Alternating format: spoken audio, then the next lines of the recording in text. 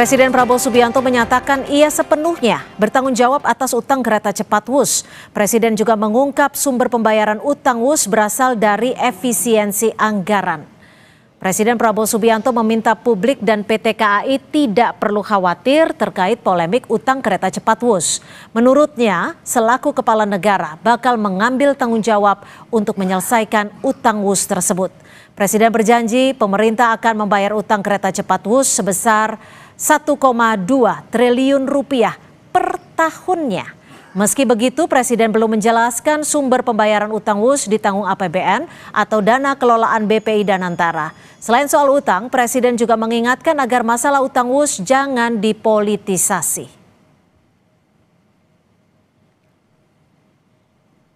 Nggak usah khawatir apa itu ribut-ribut Wus. Saya sudah pelajari masalahnya. Tidak ada masalah. Saya tanggung jawab nanti Wus itu semuanya. Indonesia bukan negara sembarangan. Kita hitung, nggak ada masalah itu. Ya, jadi PT KAI nggak usah khawatir. Semuanya nggak usah khawatir. Rakyat, kita layani rakyat kita. Kita berjuang untuk rakyat kita. Teknologi, semua sarana itu tanggung jawab bersama, dan itu di ujungnya tanggung jawab Presiden Republik Indonesia. Jadi saya sekarang tanggung jawab. Dari mana uang itu? Uang itu dari uang rakyat, uang itu dari pajak, uang itu dari kekayaan negara. Makanya kita harus mencegah semua kebocoran. Jangan dipolitisasi. Jangan kita menari di gendangnya orang. Mungkin ada fiak-fiak dari nggak tahu dari mana yang ingin selalu menimbulkan kecemasan rakyat. Nggak asal, tenang-tenang aja. Ya, bangsa kita kuat, bangsa kita kaya.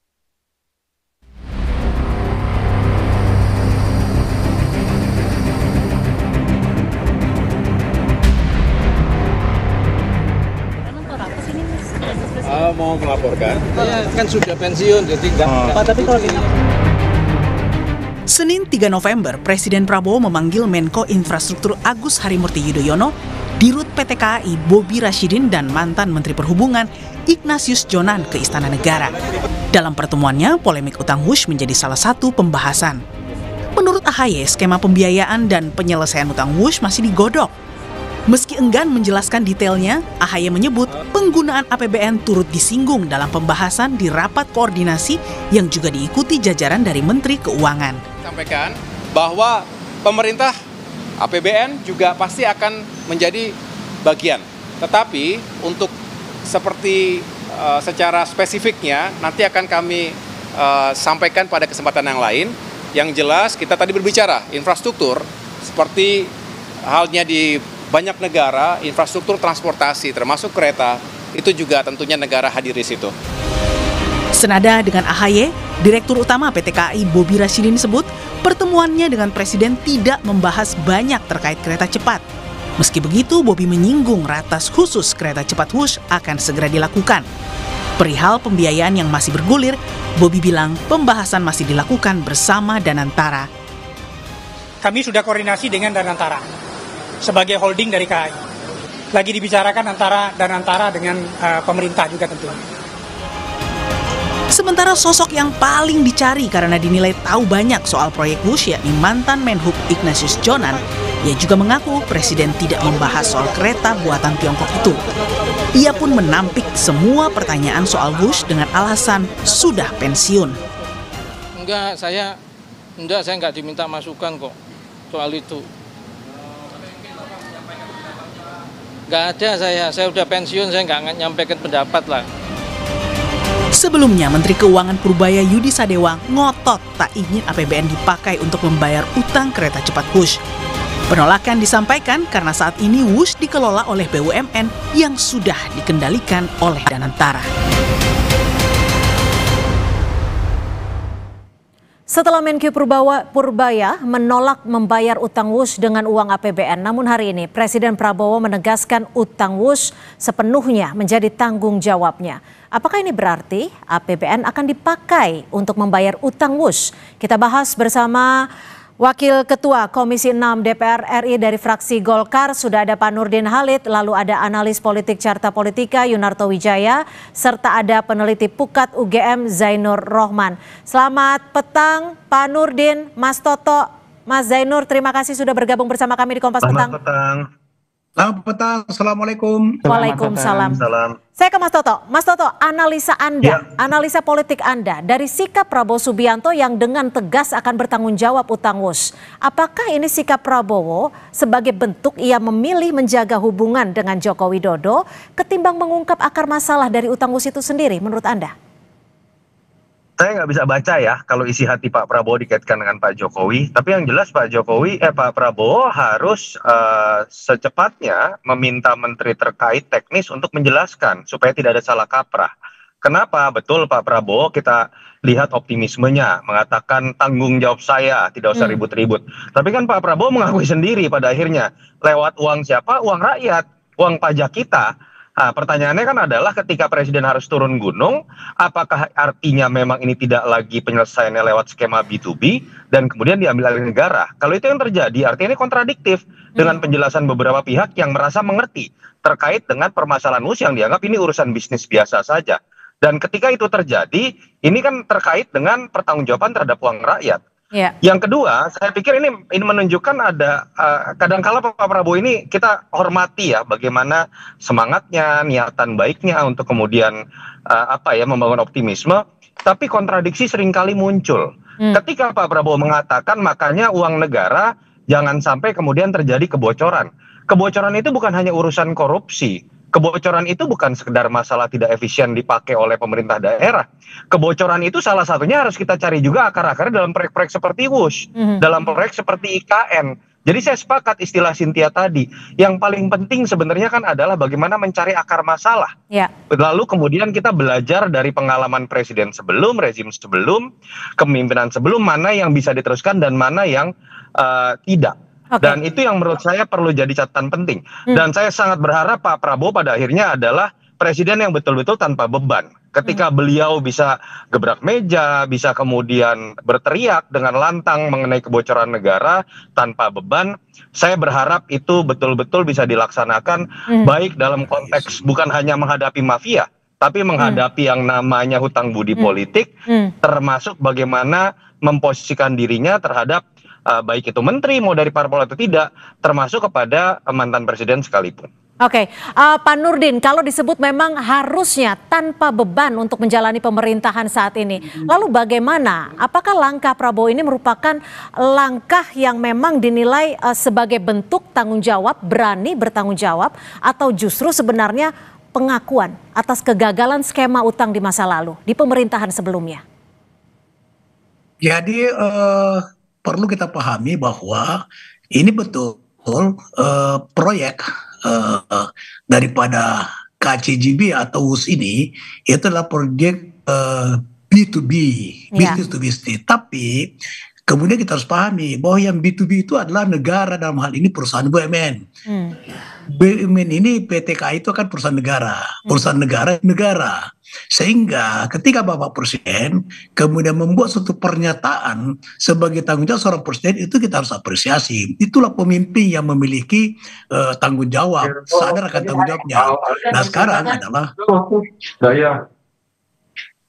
sekarang adalah kita harus, PT KAI harus menjelaskan secara transparan, akuntabel terhadap seluruh proses daripada hadirnya proyek ini sehingga tidak menimbulkan kecurigaan bagi masyarakat. Kita juga harus memahami karena ini perusahaan negara, milik negara, maka ketika ada perdebatan di masyarakat, ada ramai diperjuangkan juga kita harus maklumi. Nah oleh karena itu maka kita harus mendorong daripada Danantara untuk melakukan negosiasi baik tenor maupun daripada bunga antara Danantara dengan manajemen KCJ dengan pihak mitranya. Sehingga proyek ini bisa berlanjut karena ini adalah proyek strategis, proyek strategis nasional yang memang juga merupakan proyek investasi sosial. Tetapi kemudian investasi sosial harus menciptakan kerugian. Oke. Oleh karena itu, maka kita mendorong daripada Danantara untuk melakukan negosiasi dengan mitranya, di mana kan Artinya Anda sepakat bahwa KIC ini kan dananya hanya itu pemegang dari saham Danantara? 58,53%. Pak Nurdin, Sementara pihak China artinya Anda sepakat bahwa itu dari Danantara bukan dari APBN ya?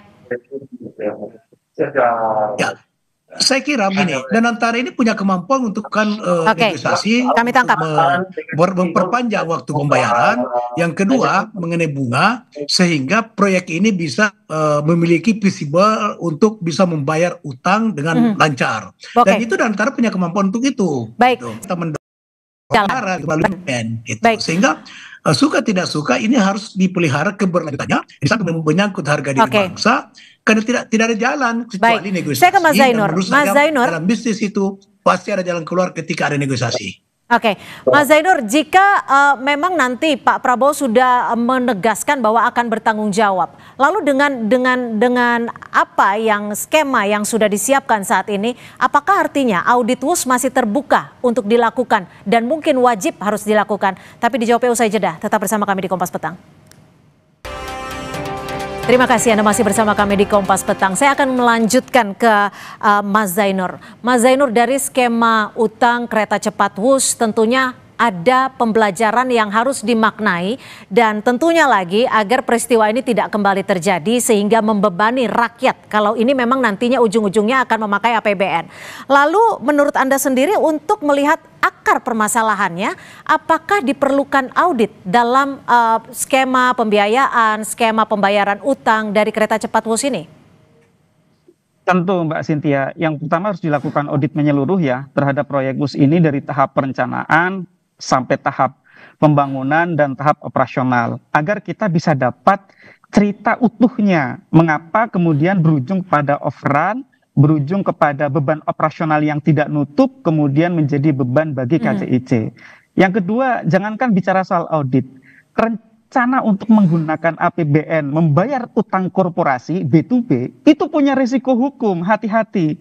Rezim kalau sudah berganti nanti bisa dijerat dengan tindak pidana korupsi. Oleh karena itu harus hati-hati. Pemerintah jangan sembrono, jangan sembarangan. Lakukan legal due diligence terlebih dahulu untuk menilai apakah B2B itu bisa dibayar oleh APBN. Kalau secara langsung saya lihat tidak bisa, secara tidak langsung melalui PMN, melalui skema-skema lain, melalui penugasan barangkali bisa. Tetapi apapun itu merupakan beban bagi rakyat yang tadinya dipikirkan sebagai sebuah mekanisme bisnis murni berubah menjadi APBN gitu. Oke, Nah, artinya jika ini terjadi adalah bentuk pemaksaan skema pembayaran utang menurut Anda? Iya dong. Ini kalau dipaksakan dibayar pakai APBN, sekali lagi ini ada risiko hukum. Ini kan semacam membail-out satu Resiko proses hukumnya bisnis kemana nih? Ke transaksi Pak swasta. Presiden Prabowo atau presiden sebelumnya? Kalau untuk bail-out-nya tentu yang memberikan bail-out. Tapi kalau untuk presiden sebelumnya bagaimana proses pengambilan keputusan proyek WUS itu diambil. Yang kedua saya pikir tidak hanya sekadar proses pengambilan keputusannya ya. Bagaimana proses konstruksi yang dan mungkin diawali dengan pengadaan lahannya.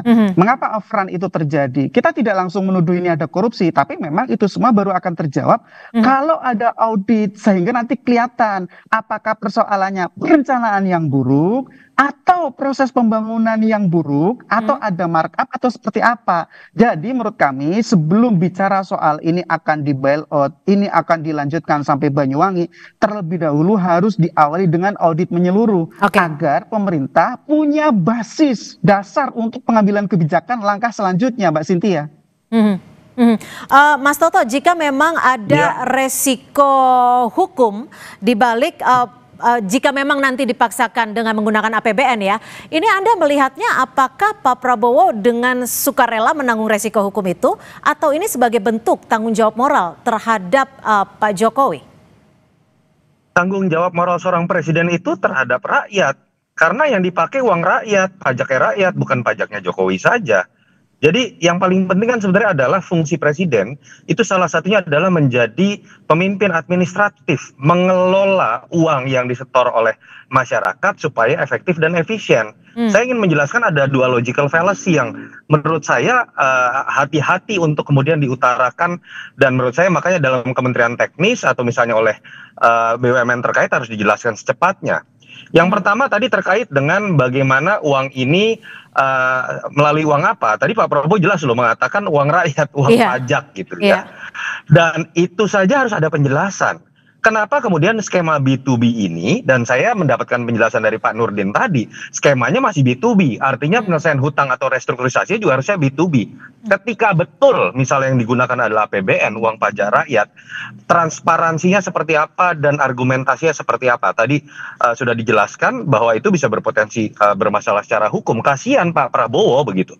Yang kedua, kalau dikatakan ini dari efisiensi. Efisiensi itu berasal dari apa sih? Efisiensi itu berasal dari pemotongan TKD salah satunya. TKD itu adalah hajat hidup masyarakat di daerah. Loh kok seenak-enaknya kemudian mereka sudah ngirit, menggunakan DAU, DAK, DBH, lalu kemudian digunakan untuk sesuatu yang sebenarnya dianggap sebagai bentuk perencanaan yang salah.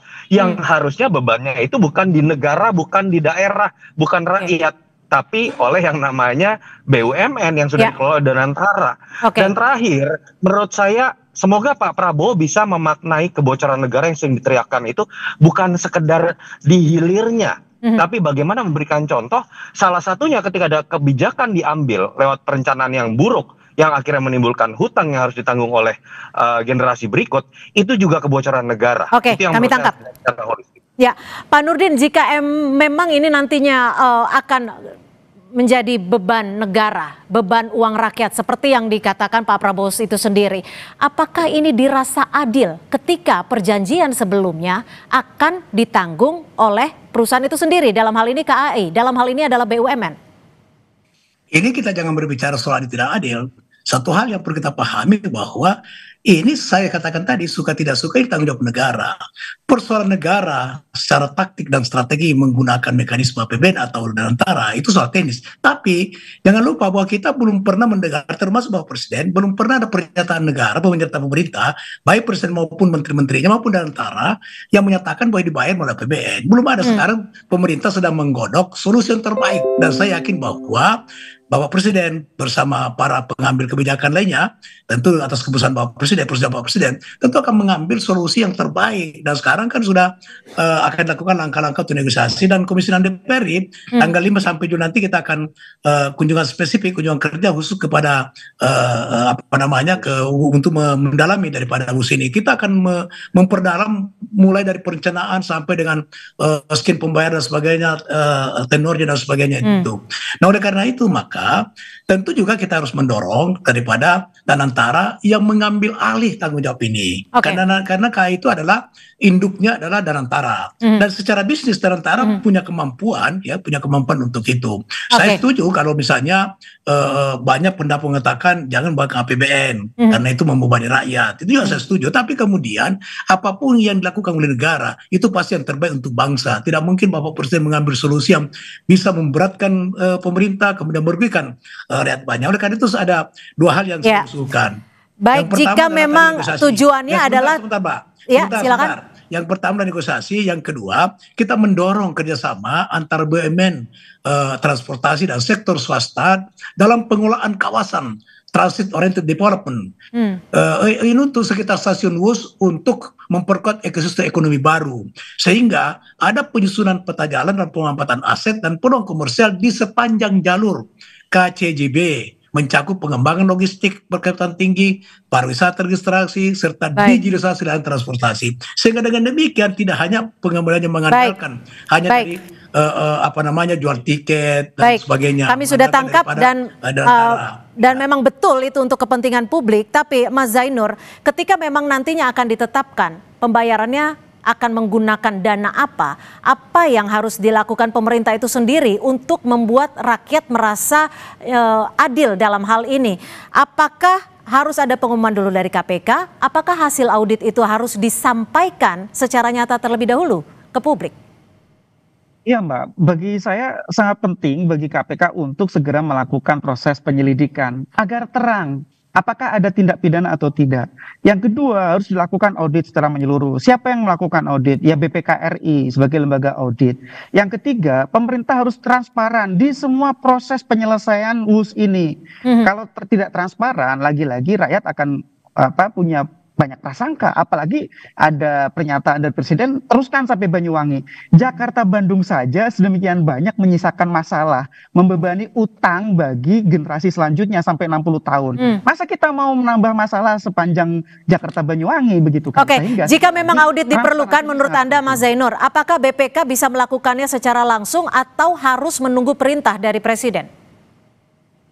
Saran saya justru dari KPK. Ya, KPK jalankan proses penyelidikan sebagaimana KPK di kasus-kasus yang lain. KPK meminta kepada lembaga audit untuk melakukan audit sehingga KPK punya bahan, punya data untuk menentukan apakah telah terjadi tindak pidana atau tidak. Nah, sayangnya pertanyaannya adalah apakah kita bisa mempercayai KPK saat ini? Ini adalah ujian sejarah juga bagi KPK. Saya pikir KPK kalau dari sisi kemampuan, dari sisi ability sangat mampu.